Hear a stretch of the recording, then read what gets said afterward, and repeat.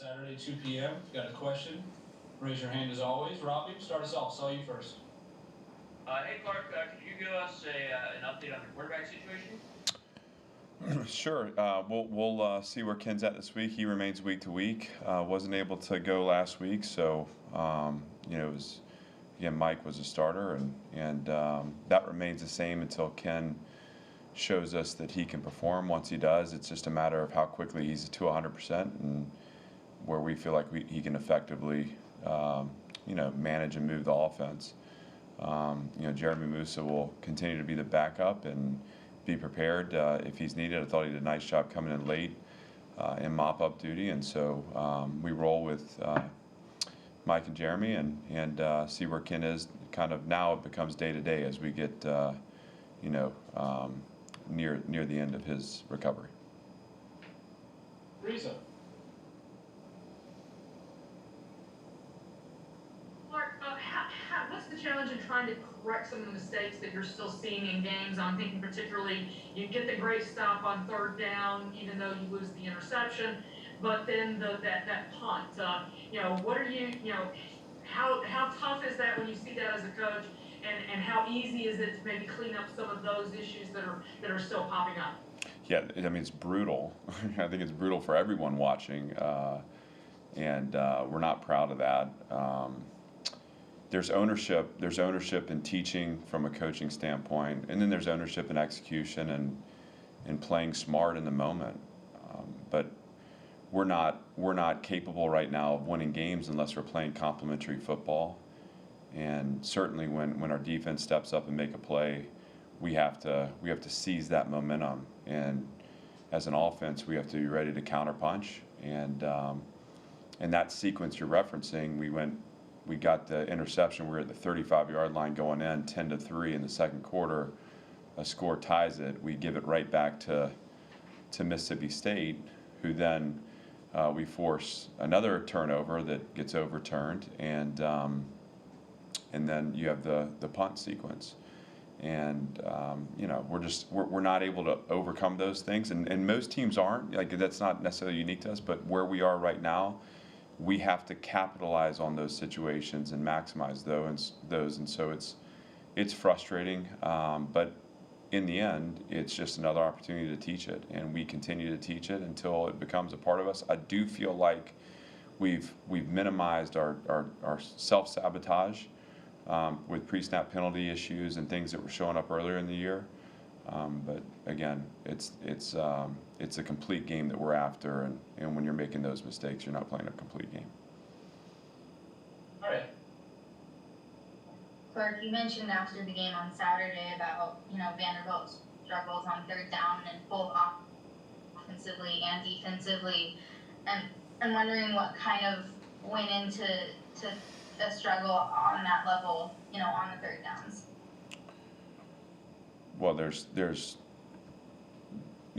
criticism kind of that can be leveled across the board. I mean, certainly there's play call, play structure where on a defensive snap you're looking at how you're leveraging routes, or if you're trying to play bracket coverage and double team, how you're leveraging those routes to take away the throws that they want to make.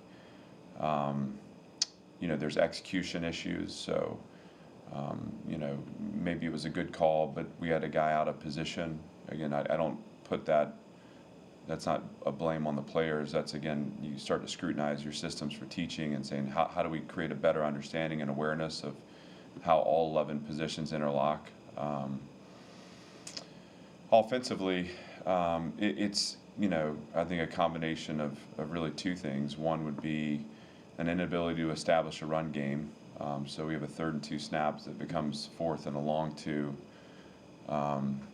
as we're hitting the backfield, and then the inability to deliver the ball on time and to get it into space. We had open receivers throughout the game, weren't able to get the ball off, and we step back and not judge that as performance, say, like, why does this happen, and how do we better position our offense to move it effectively in the air. We feel like we have good receivers, but what's frustrating is when they have a step or they're open and we're not able to deliver the ball. I think when we were able to, get the ball on time to Chris Pierce in particular a couple times. Obviously, on the shot play to Devin Body, we were able to get it out on time and in location. Good things happen, right? So we have to replicate that and really become familiar with the areas where we're not quite able to read the coverage or make the read that allows for the ball to get out.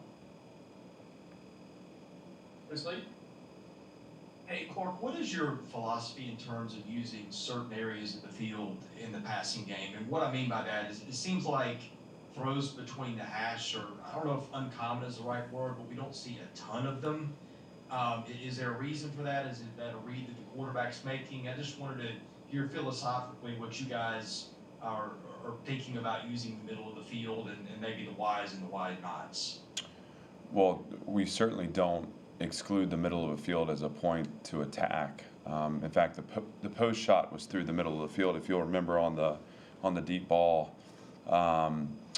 digs and overs are a part of our offense.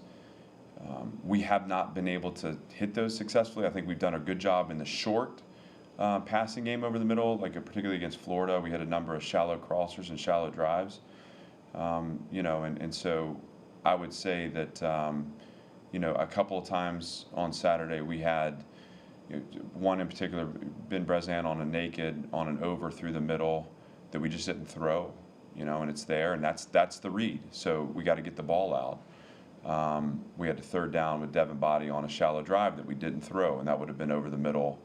We didn't get the ball. And there are others in there too that I think part of the problem, Chris, has been an unwillingness to step up at times into the pocket, and we look to flush out. And at times that has run us into the pass rush, and so we have to sync up in that pocket, and we have to gain comfort in stepping up into the rush and finding the throw over the middle. When you escape out, obviously you're limited to the outside edges of the field. We don't want to throw back across the middle. So it's not a design thing. I think it's an execution thing. Again, that's not to shift blame at all. That's to say, when we look at that, we say, okay, why are we not able to get these throws where they need to be?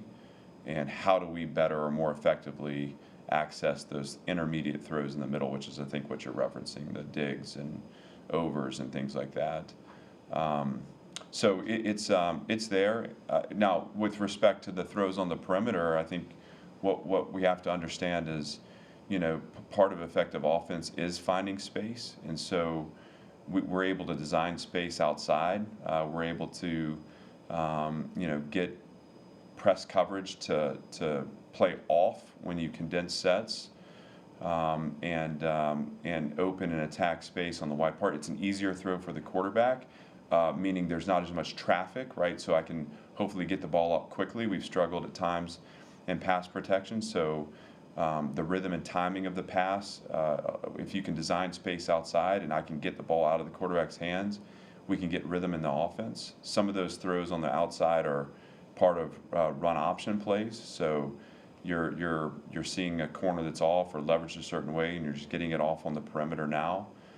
We've had success in those areas too. That was the touchdown against South Carolina, was a stop to Will Shepherd. First play against Florida was a now throw to Cam Johnson. So it's a combination, but certainly, and I think particularly when you start talking about getting Cam going, getting Ben Bresan going, there has to be an ability to find those throws over the middle. We found them at times in the slant game. We found them at times in the shallow drive game. I think getting them to the overs on the nakeds and the digs certainly will be a part of our focus moving forward. Bobby? Clark, Eli Drinkwitz has a long history of success as an offensive coach, including this season. What makes Mizzou's offense so potent? They're really well designed. We faced Eli at Notre Dame when he was at NC State, and we were impressed with the operation there. He's maintained parts of that. There's also been evolution. Uses tempo as a weapon, uses perimeter screen game as a weapon, a stretch running scheme that's really effective. Their running back's a really good player. It's just smart design. He does a really good job. He knows how to put pressure on the defense. We'll have a challenge for sure. I do think that the past 3 games that we played will prepare us for this. Because I think this offense has bits and pieces of each one that we played against. So I'm excited for our defense, and I know they're excited too. But certainly, with what Coach does, he's very effective. That offense is effective, and we will have our work cut out for us. All right. Vanderbilt's last SEC win was against Missouri in 2019, and obviously both teams have had coaching changes since then. But what do you think is different now than the last time that you guys won an SEC game, and what are you do you have that in your mind that was the last SEC opponent that you won, or is that not a consideration? Not in the least. I don't spend any time parsing through the history, the recent history of the program. My sole focus is on this team, and it's certainly preparing this team for each opponent. And every league game is an opportunity for us to find more about ourselves. And anytime we're short on a result, we're frustrated. And we're anxious to celebrate in our locker room after the game. But this year is about establishing a foundation. It's about learning how to compete.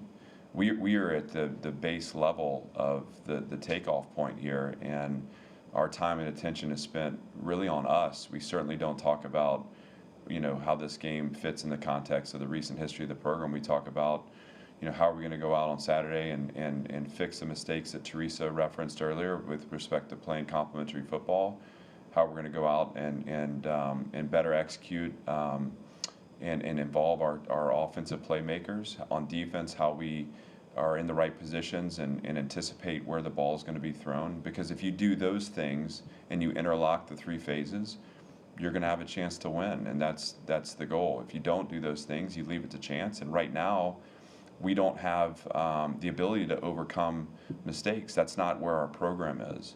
We have to be right. We have to be right consistently, and certainly have to take advantage of opportunities where the opponent leaves themselves exposed. We had those on Saturday. We weren't able to take advantage, and what you saw over time was the accumulation of a lot of little things that allowed Mississippi State to distance themselves in the result. And so, certainly not to dismiss the question, Aria, just not where our focus is. In any nature, it's always on us, and I think particularly in year one, at the start of this climb and the start of this journey, we are really interested in seeing how the nucleus of this team forms through adversity. So really keeping a close eye on our locker room and the guys that are rising in this moment and stepping up in this moment and deepening their levels of preparation and becoming hungrier for that result and learning about how to derive result through preparation. It's all a process. It's all learning, and we're early in on it. But I'm excited to see how this team responds and prepares himself for a tough challenge this weekend. Chris, did you have another? Yeah, Clark, just checking on the status of Ben Cox and Ricky Wright for this week, please. Well, DeRicky will remain out, and again, I referenced this on Saturday. That is a program standard issue, but we expect him to be back certainly before the end of the season, and he's taking accountability and on his way back now. He's doing a great job. We're really proud of DeRicky, and again, these are the pains of rebuilding. Rebuilding has to start in behavior, and as adversity creeps in, you have to steel yourself with the decisions you make when you're in the fire, because over time those habits are what form us, and they become a part of us. So we support DeRicky, and we're excited to get him back, but he'll be out in the meantime. As far as Ben Cox goes, he'll be day to day. I think it's not a long-term injury, but it's something that we'll have to monitor. It came on in Thursday's practice, so it was late in the week, and may not be ready to go early this week, but we'll keep an eye on him, hopefully get him back by the middle to end of the week. Coach, appreciate your time. Thanks, everybody.